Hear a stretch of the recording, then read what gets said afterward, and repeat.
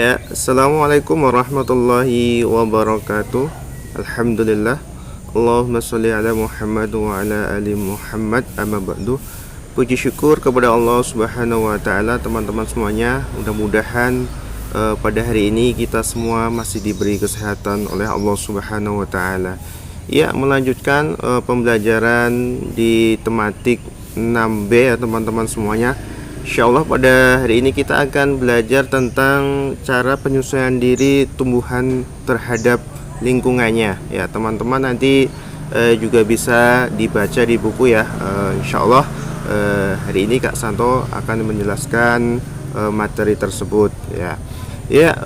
Tumbuhan mempunyai cara masing-masing ya untuk menyesuaikan diri terhadap lingkungannya, untuk mempertahankan hidupnya ya mungkin tumbuhan ada yang hidup di air, ada yang hidup di pegunungan, ada yang hidup di gurun. Nah, itu cara menyesuaikan diri dengan lingkungannya untuk mempertahankan hidup itu berbeda-beda ya.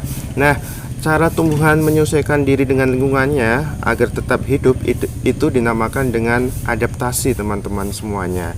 Ya, Kak Santo insyaallah akan menjelaskan beberapa contoh tumbuhan beserta dengan cara menyesuaikan diri dengan lingkungannya ya. Tapi sebelumnya teman-teman, Kak Santo ingin memperkenalkan ya. Kak Santo di sini mengambil videonya pas banget di bawah kelas 6. Nah, insya Allah nanti teman-teman Ibnu Tufail kalau sudah masuk kelasnya nanti di atas ya. Nah, nanti di bawahnya ini adalah kelas 1. Nah, ini ya sekitar 80% sudah selesai ya.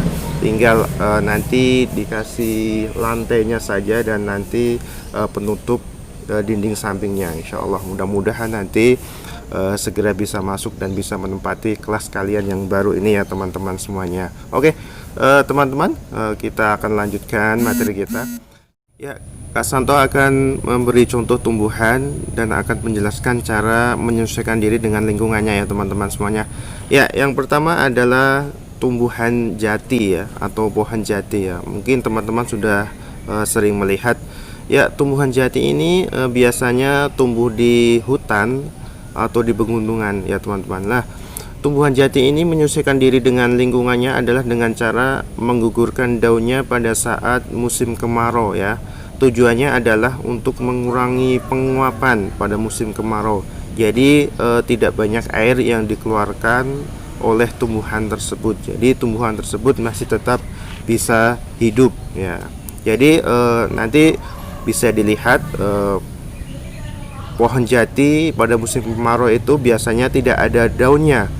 Tapi itu tidak mati teman-teman, karena dia hanya menggugurkan daunnya saja. Jadi nanti pada waktu musim hujan, penghujan atau nanti musim semi, dia akan tumbuh lagi dan nanti daunnya akan lebat seperti semula lagi. Nah, itu yang pertama adalah pohon jati.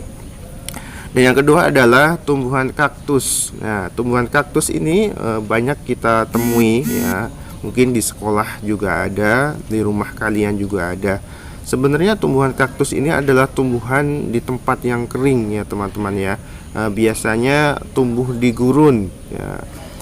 Ada beberapa ciri dari tumbuhan kaktus ini ya. Yang pertama adalah mempunyai batang yang tebal. Nah, batang yang tebal ini adalah berfungsi untuk menyimpan air cadangan pada waktu yang lama. Jadi tumbuhan kaktus ini walaupun tidak ada hujan ya kan, di gurun kering, tapi masih dapat hidup karena dia masih mempunyai cadangan air di dalam batangnya ya.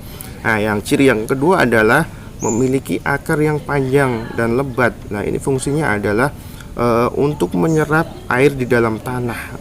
Jadi akarnya panjang sampai ke dalam, walaupun tanahnya kering tapi dia masih bisa menyerap air yang ada di dalam tanah yang sangat dalam. Nah, itu contoh yang ciri dari tumbuhan kaktus yang kedua.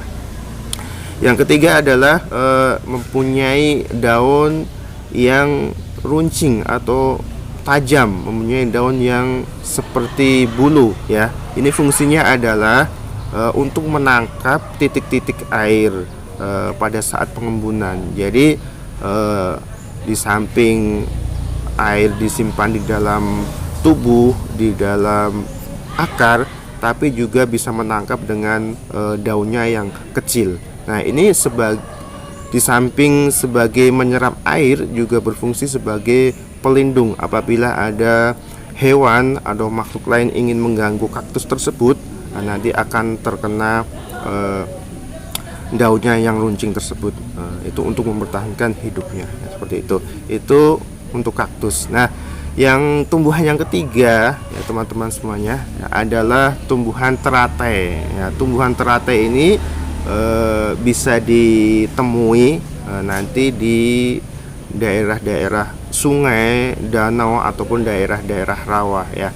Ya, ciri-ciri dari tumbuhan teratai adalah memiliki daun yang lebar, teman-teman. Nah, fungsinya daun yang lebar ini adalah untuk mempercepat penguapan.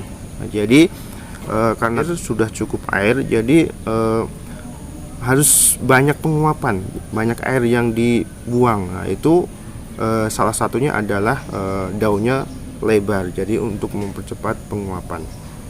Di samping itu juga teratai mempunyai ciri batang dan akarnya itu berongga. Nah, itu fungsinya adalah untuk agar dia dapat mengapung di dalam air, seperti itu ya teman-teman ya. Nah, itu tanaman yang tumbuhan yang ketiga adalah teratai.